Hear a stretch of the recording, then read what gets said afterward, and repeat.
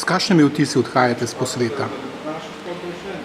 Jaz delam v izobraževanju odraslih, konkretno na Ljudski univerzi že 27 let in grem z dobrimi občutki domov, ker smo slišali, da je v pripravi predlog pravilnika o standardih in normativih, ki prvič govori o javni mreži ljudskih univerz.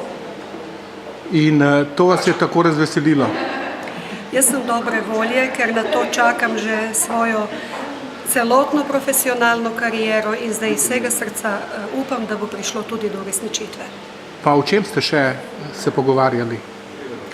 Jaz sem bila sicer najbolj skoncentrirana prav na ta del standardov in normativov, me pa veselil tudi dopoldanski del, predvsem povezovanje med ministrstvi.